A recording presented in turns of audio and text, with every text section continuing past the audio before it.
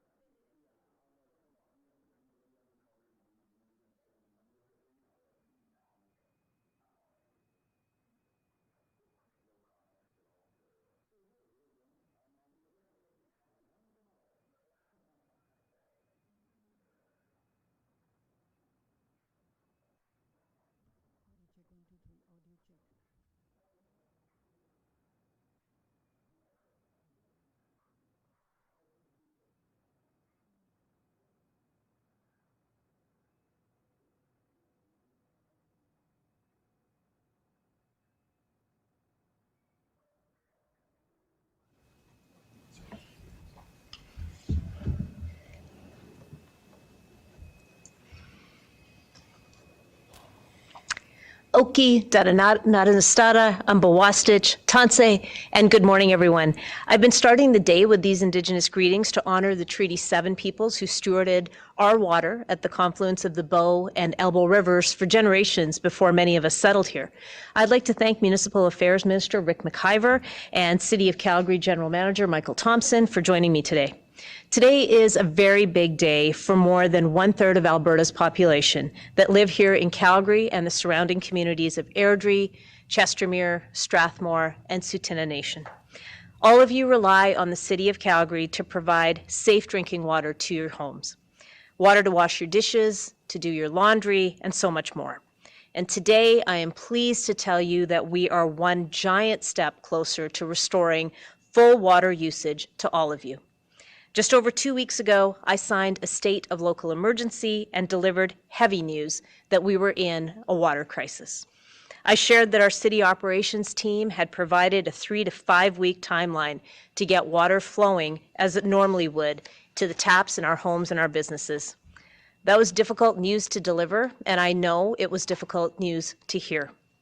I vowed to take any action needed to aggressively speed up the timeline, and I'm relieved to say that today we can deliver some much needed good news.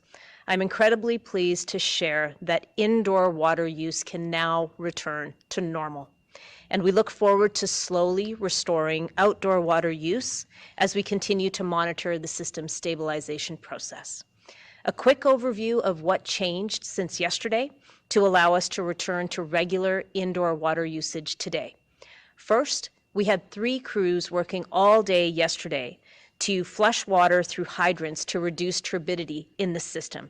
That's to reduce the cloudiness that some of you saw in your water. Turbidity levels are coming down and they're trending in the right direction. Next, with production safely increasing at the Bearspaw Water Treatment Plant, we're able to perform some critical maintenance that's needed at the Glenmore Water Treatment Plant. And lastly, the Bearspaw feeder main has now been brought up to 50% capacity, and we continue to stabilize the system by listening for irregularities and measuring pressure changes. Calgary, I am in absolute awe of the work that all of you did for the last 26 days. For almost an entire month, you have gone above and beyond. You have gone above and beyond. A little excited today, to keep our water usage low, and you ensured that we had safe drinking water during this crisis, and that our firefighters, doctors, and nurses were never without the water they needed to do their jobs. And I cannot thank you enough for every action that you have taken. I want to thank the residents of Bowness for carrying the extra burden at the beginning of this crisis.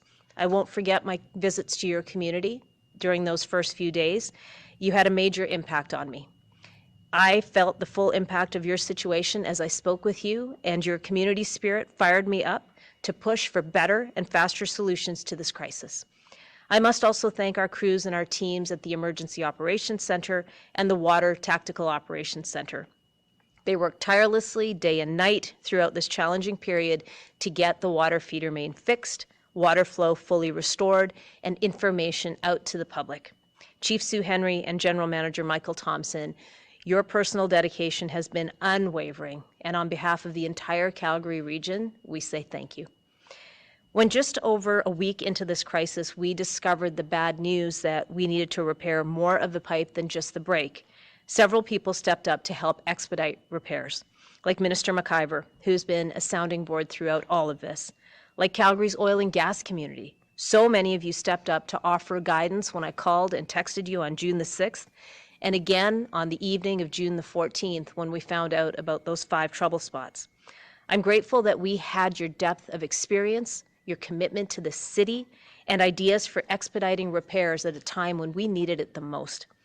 To all the contractors, the tradespeople, and organizations that made themselves available immediately for dewatering, excavation, and repair work, we could not have done this without all of you.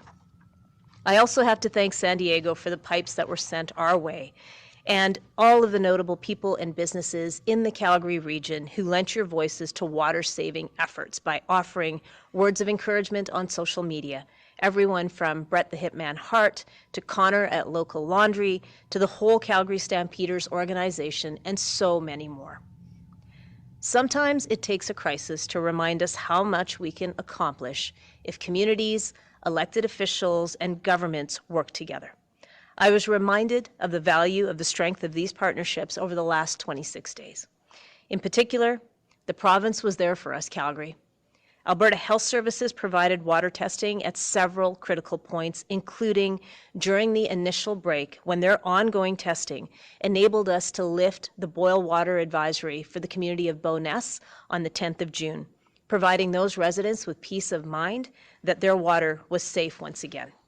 And most recently, as we flushed the system following the repair work, Alberta Environment and Protected Areas stepped up to provide non-potable water for construction companies as well as for residents wanting to keep their plants and trees alive.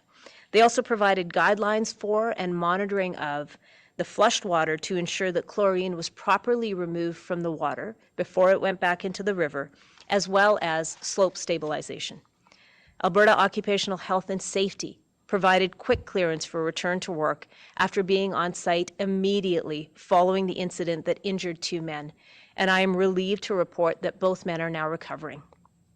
The province's Emergency Management Committee of Cabinet was critical support and counsel on the evening of June the 14th as we made the decision that a state of local emergency was essential to resolving this crisis as quickly and efficiently and safely as possible. And of course, the gentleman next to me today and his team. Municipal Affairs Minister Rick McIver has stood with me for the last 26 days. Minister was on standby throughout this emergency, available for calls at all hours to discuss progress and to brainstorm ideas, including having provincial wildfire crews and equipment staged for fire emergency suppression when we had a grass fire situation in early days.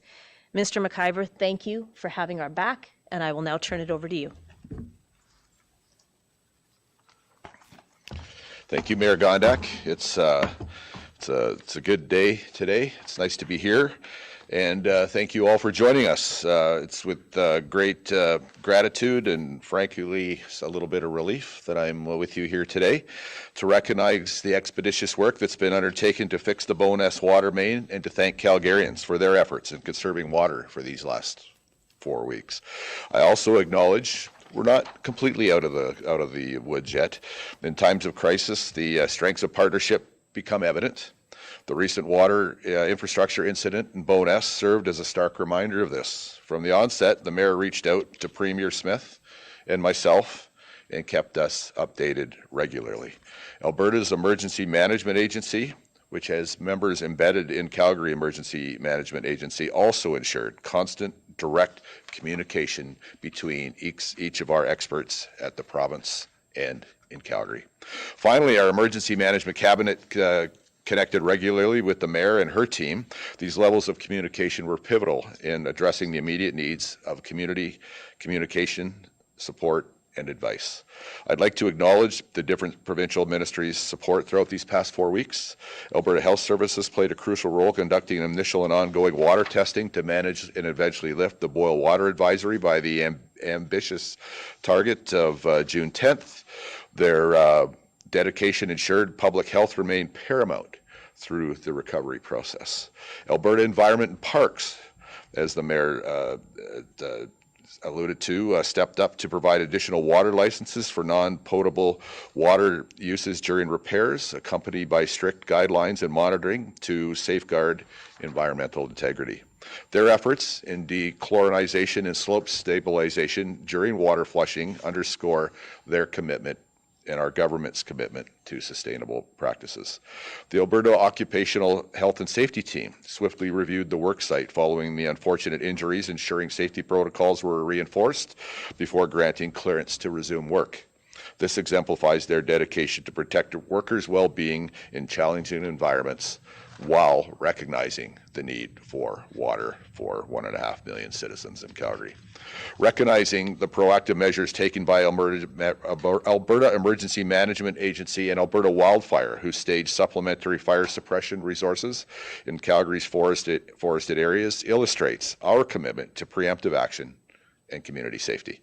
I must commend my colleagues in Emergency Management Cabinet for their rapid response and willing to basically drop everything and pay attention to Calgary's needs during this time.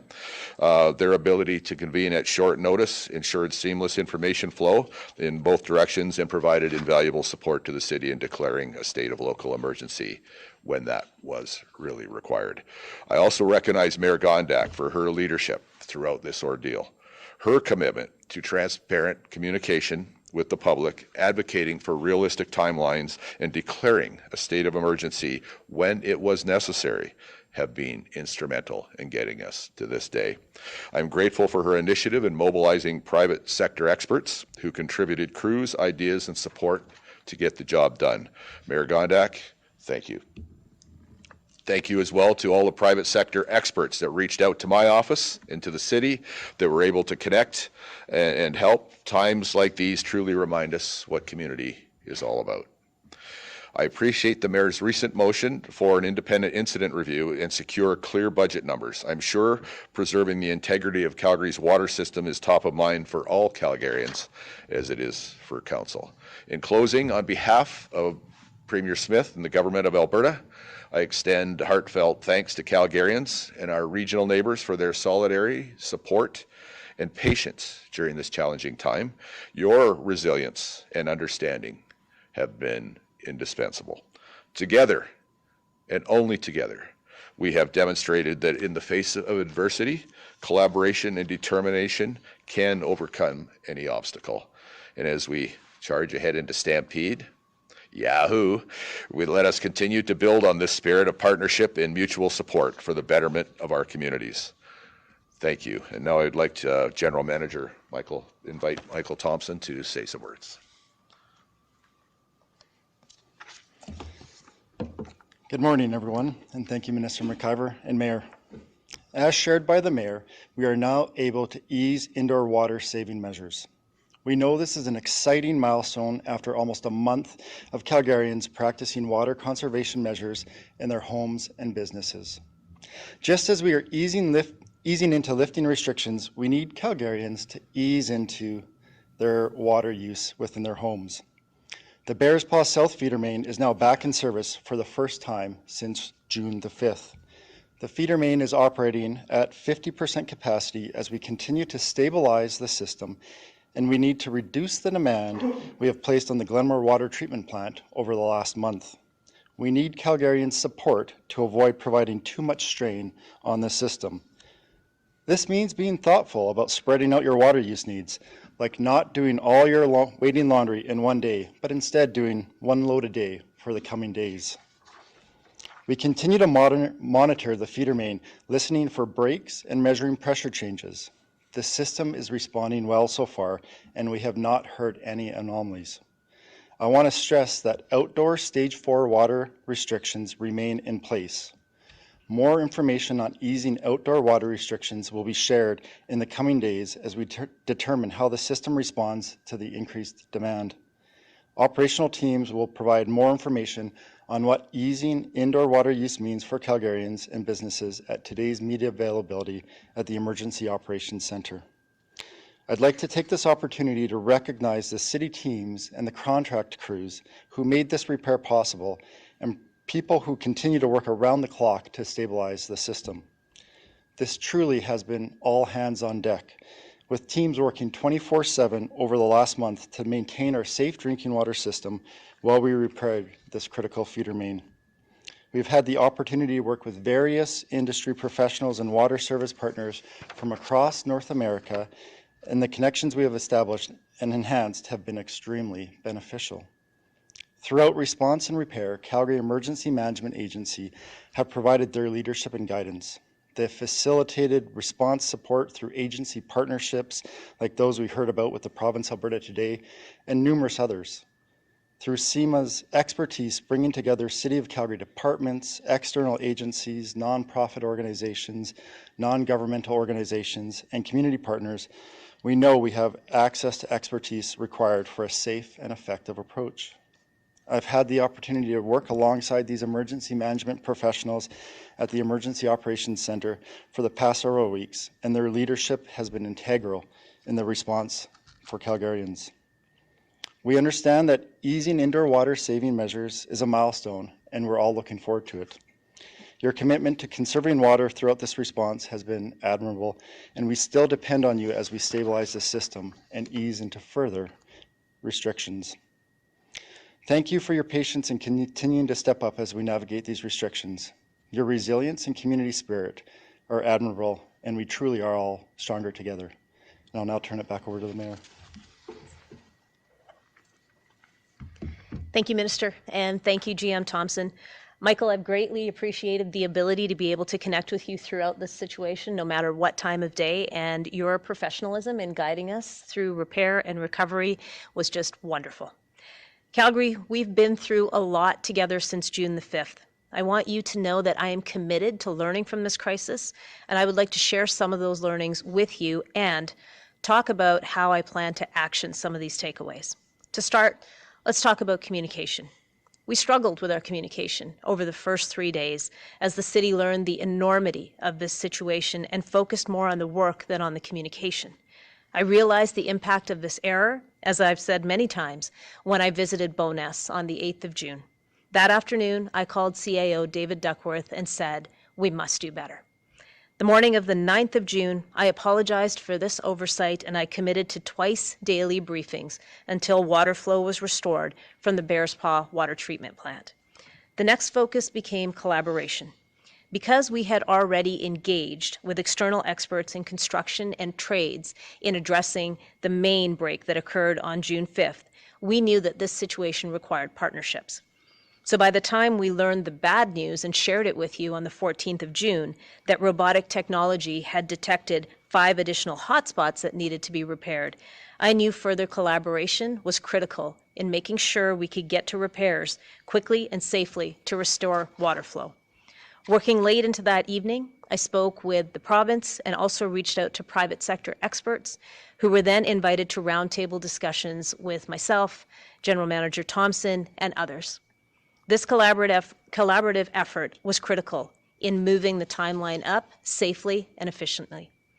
Throughout this situation, I also knew that, like me, Calgarians wanted and deserved answers to what went wrong. I called for a comprehensive third-party review of the incident, which I expect to cover exactly what happened to the pipe, the steps taken to fix the problem, and a review of the city's response to this water crisis.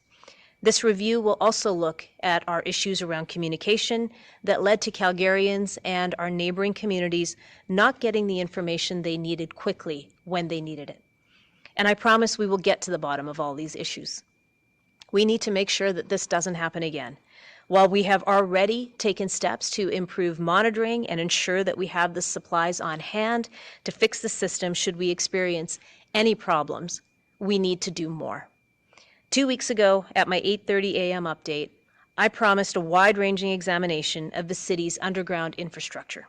I committed to working with City Council to ensure that there's enough of a budget to run a thorough inspection of all underground water pipes and address maintenance and upgrading needs. Going forward, I will be asking important questions to find out what we need in the budget so we can ensure we have the technology and inspection methods required to fully understand at all times the state of our water infrastructure. I've also committed to take our learnings and advocate for all municipalities across Canada. We need a national push to ensure that funding is available to fix and replace vital infrastructure before we see more catastrophic failures. As I said before, if this can happen in Calgary, it can happen anywhere. I'll be able to turn my attention to this shortly after we are able to come out of this crisis and lift the state of local emergency later this week. We'll be able to do so if all continues to go well. Until then, please ease yourself into regular water use in your homes and remember that outdoor water restrictions still apply, as does the fire ban. We will get word to you when those are being lifted.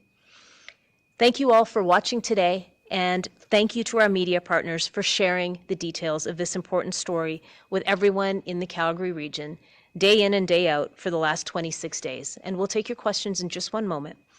To close, I'll ask again that we gently return to regular indoor water use. A long shower and clean laundry are top of the list for so many of you, and I would just say that you ease back into those things. And an important reminder, the outdoor water restrictions and fire ban are still in effect, and you will receive regular updates through the team at the Calgary Emergency Management Agency about when those restrictions will ease back to regular. Please be patient so we can get the system working to full capacity without any additional issues. Finally, going forward, I'm going to leave future updates in the very capable hands of Chief Sue Henry, who will keep you informed through the Emergency Operations Center. I've appreciated being able to provide you with information every morning, and this will be my last morning update with you.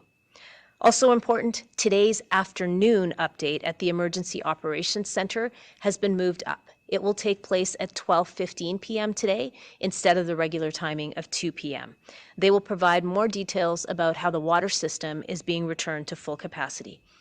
I want to thank you all again for being good people, for banding together and cutting your water use, and for understanding that we are much stronger when we look out for each other.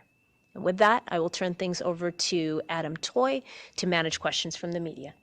All right, folks, one question, one follow-up to start for any of our speakers here. Hannah with the city. Mayor, why is Calgary still in a state of emergency when things are going well and we are removing the indoor water restrictions? So the state of local emergency, when it was declared, was specifically for two reasons. Firstly, we needed to access private property, portions of it, to be able to do the repair work that was needed on 5 of those hotspots. And secondly, if we needed to procure anything outside of regular standards, we were able to do so. Because we're still in the monitoring stage and we are still making sure that everything is good to go, that state of local emergency remains in place. It will be expiring on Thursday, and we will have more information from Chief Sue Henry about whether it needs to be renewed or whether it can be lifted entirely. Mr. McGuire, is the province giving money to the City of Calgary for the repair work? I don't think we have committed to that. Now, it's been 14 years since I've been at the city, but my recollection is that the city has a very strong rate base with utilities, including I think is a pretty robust capital replacement program. Now, this is going to be clearly a big hit on the capital replacement reserve, whatever the reserves are, but there's no commitment at this point to do that, and yeah, that's where it stands today. Michael Cole. So, Mayor, you're asking Calgarians to slowly ramp up. If Calgarians turn on the taps and overnight we go back up to 100% of our normal water usage, how would the system be able to handle that, and how confident are you that we wouldn't see the system fail? I have a lot of faith that Calgarians have understood over the last 26 days what we needed to do to keep our water system running and getting water to all of our homes. And I continue to have that faith that Calgarians will understand we need to ease back into regular use. So while we probably will see an increase in water usage, I'm very hopeful that people understand that staggering their laundry is still something that would be very beneficial. And if we need to come back and provide reminders to folks to conserve water, I know that Chief Sue Henry and her team will be doing that at the regular updates. Well, do you hope that moving forward, even after everything's repaired, that Calgarians kind of keep this in mind for months and years to come when it comes to water usage? Because it really has been something that a lot of people haven't thought about in the past to this extent. I think the biggest thing is that Calgarians and members of our region rely heavily on us to be able to provide safe, clean drinking water to their homes for all types of uses. And I think restoring that service was just such a focus for all of us that we were willing to do our part in reducing water usage. I can tell you in all my conversations with people out in community, people have reflected that they never stopped to think how much water was being wasted as they were running the shower to get it to warm up, or just leaving the tap running to get it to cool down. So I think people have learned a lot about the value and importance of water, and I'll be interested to see what kind of practices people carry on with. Scott, CBC. For Minister McIver, just to clarify on the money issue, is that your comments sort of the wider scope of things as opposed to the emergency? I know the city has reached out to other orders of government for assistance with the situation. Can you clarify? Listen, I've always said I'm never offended when municipalities ask for more money for infrastructure. We can't always say yes, but it's when the mayor or any other municipal official asks their province or their federal government for more money, they're just doing their job right. I remember a period of time when I was on city council and I was part of a chorus always asking the province and the federal government for more money, and that was doing the job right as I understand it, knowing that the answer can't always be yes. But let me say this. I guess I haven't been here for 14 years, but my recollection is the city had a pretty robust rate structure for utilities like water and wastewater, and including I think a pretty respectable capital replacement program. But on the wider issue, nobody has enough money, including municipalities. And when Calgary or any other municipality asks us for more money, I know they're just doing their job right out of concern for their citizens, and we will continue to collaborate on these things as we go forward. Some days they'll like their answer, and other days they won't. Well, and to follow up, Minister, the city and the province, I know that there's some recent legislative changes. On the emergency measures side of things, has that been merely consultative or has that been required of the city in terms of the amount of information and any decisions from the province? I would say it's been collaborative. The mayor correctly characterized. We got each other on speed dial the last few weeks. You know, it will, and just because it's been important, there's been several ministries within our government that have stepped up and made resources helpful to the city, which is part of our job. Part of the city's job is to let us know what they need and to see what we can help with. I think that worked, I would say, fairly smoothly and as seamlessly as we could. I mean, when this is a surprise to everybody when this happened. Pipe that was supposed to last 100 years lasted 50. That's what I would characterize as a surprise.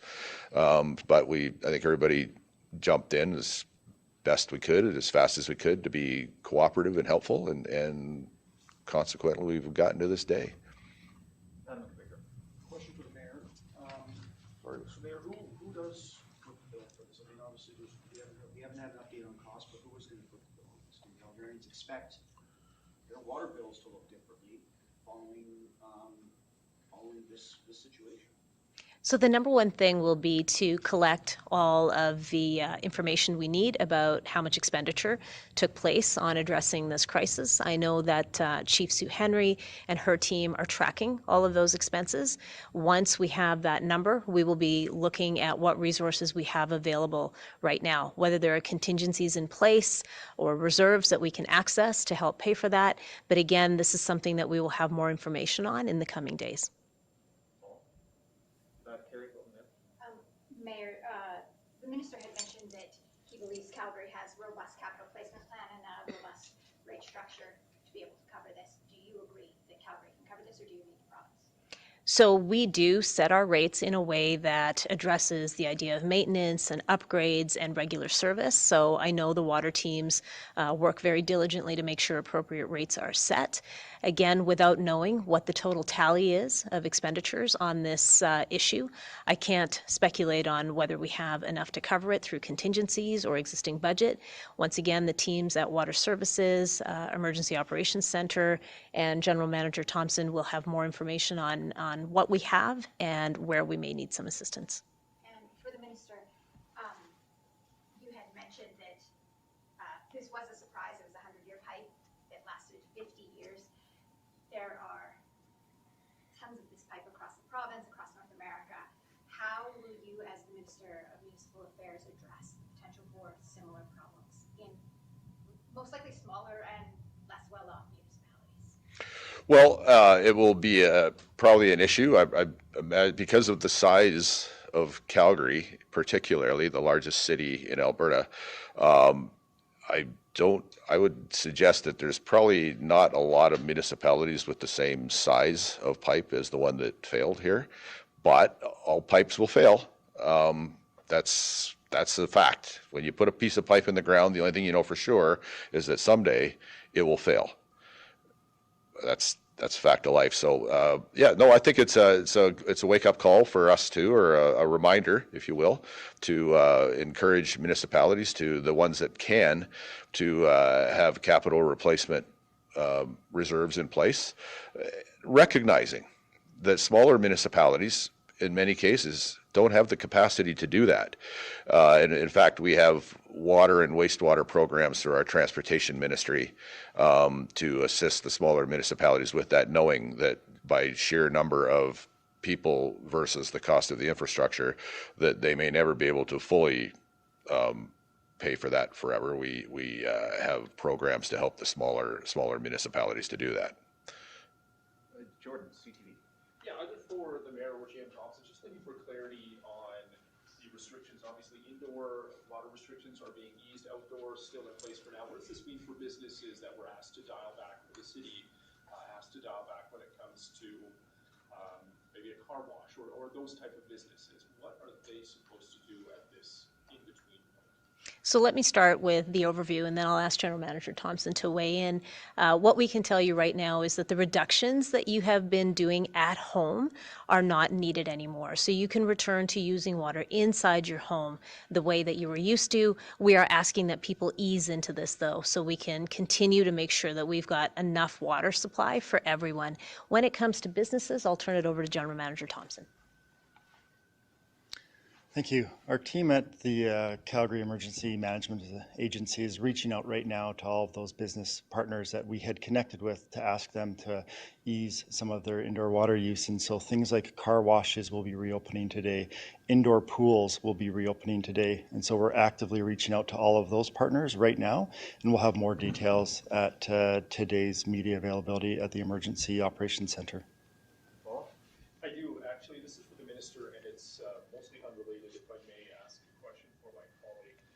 Edmonton's mayor says the province ended 2023 with a $4.3 billion surplus due in part to underfunding two municipalities, and Mayor Sohi says Edmonton is seeing a significant decline in infrastructure funding and reduction in grants from the province. It says the province is refusing to pay their fair share of property taxes.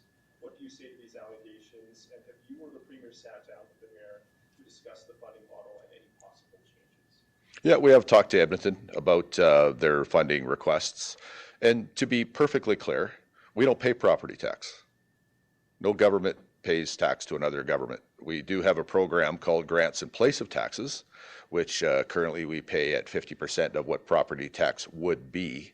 But to be perfectly clear, we don't pay property tax. Never have and never will, I don't believe. Anybody else with other questions?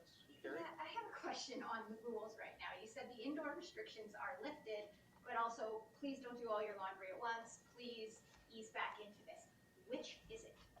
So you can use your water regularly indoors, but I am asking Calgarians to consider using it a little bit in an eased manner. So if you have 4 loads of laundry you need to get done, I would say rather than doing it all today, if you could space it out over the week. So we have lifted any reductions that we have asked for indoors, but I'm appealing to people's good sense to ease into what they normally would be doing. Darren? I have a question for Jim Thompson. We're at 50% capacity in the Bears Paw line. Can you kind of walk through what it looks like to bring the rest of the 50 up, and sort of, is it just more of the same, or is there anything different that you're doing with this back half? Yeah, right now we're just listening to the pipe. So we have monitors in place, and we're listening to see if we hear any indications of anomalies within the pipe. We're measuring pressures to see how the pipe's reacting as we put more water through. This is very similar as we met with some of our roundtable colleagues in the oil and gas industry. When they have a pipe that has a break and they bring it back into service, they slowly ease it back in, and they don't run it at the maximum capacity right away. And so that's the similar methodology we had. We were happy to know that that aligned with what private sector partners would be doing. And so we're just slowly easing it back in, and that's a measure of turning on different pumps at the Bears Paw Water Treatment Plant. As we turn on different pumps, we move more water through that pipe, and we're just measuring how it's reacting, and we'll continue to do that in the coming weeks. I have a question for the minister. I'm not sure if you can answer it. It's probably environment protected areas, but with regard to the water licenses, with the temporary restrictions or the indoor water saving measures being eased, do you know if there's going to be any change to the temporary water licenses, or did they have an end date that was prescribed? Do you know how that's going to work? No. You know what? That's Minister Schultz deals with that stuff, and well, I know that she's been very helpful, or as helpful as they could be, and as quickly as they could be throughout this thing. I've been kind of busy enough with my own details to not knowing that her mind and her ministry's mind was in the game, and working with the city and our other municipalities across the province was enough for me. But the finer details, with all, I don't mean to disappoint you, but probably you would want to go to the Minister Schultz and her ministry to get those answers. Two more, Scott. Or GM Thompson. Just with regards to the work that will be happening at the Glenmore Water Treatment Plant, can you just talk a bit about that? Does that mean a shutdown, or is it reduced capacity for a period of time? Just tell us more about the parameters of that, please. Yeah, so the Glenmore Water Treatment Plant has been operating at a very high load for the last month. And so we need to start to slow that down. And so we're going to reduce the production coming out of the Glenmore Water Treatment Plant. Those pumps have all been going nonstop, and we haven't had the ability to go and do some of the regular maintenance that we've needed to do at that plant. So we'll reduce the production coming out of that plant so we can go in and do that maintenance this week. And it's just part of bringing the Bears Paw water feeder main back into service and reducing the production at Glenmore to a more regular rate. Okay, but it remains in operation. It's at a reduced rate. It's not being shut down for a week or something. It remains in operation, and I'm extremely grateful to the crews that have kept that plant running the way it is. I was talking to someone who went by there the other day, and they said that the parking lot was full. There was a ton of activity, and they've never seen so many people at the at the Glenmore Water Treatment Plant. That's because the crews have been working 24/7 to keep Calgary having safe, clean drinking water. We need to slow that plant down and do that regular maintenance now. Mike, just to follow up, you'd mentioned indoor pools are reopening today. Does that, you got to fill them? What does this mean for classes? Because that's one of the biggest concerns parents have had is for the classes for the kids. We'll have more information at the media availability at the Emergency Operations Center today, but we are reaching out to all of the indoor pool facilitators to let them know about this change and that they can start to use their facilities going forward. We understand different facilities have different ramp-up times, and so the teams have been talking to them throughout. Minister, the way that you had phrased your answer on funding, does the province believe, is the province likely to help Calgary if this bill is? I am sure that the province will hear from the city at some point in the future, and when we do, we will carefully consider their request. But I'm not going to make a promise today that I'm not sure that that we can say yes to, but we're certainly aware this is an unexpected expense. I don't know. I think it's a fairly easy guess that it'll be a large one. And yeah, we always listen to their requests carefully, and when we get a request based on whatever's happening now, we'll listen to that carefully also. Do you expect to be able to help? Or like, it seems like this is. I know your job is to get me to commit to something that I can't commit to, but I'm not going to do that. Again, we've worked in collaboration and partnership with the city throughout this thing. They've been wonderful to work with. We've tried to be helpful to them. And one thing about it, the city's going to ask us for more money, if not for this, for something else. Probably both. Like the city, you're going to have to wait for that. All right, if that's everything, thank you so much, folks. Just a reminder, 12:15 at the EOC for more of a technical press briefing. Thank you so much. Thank you, Minister.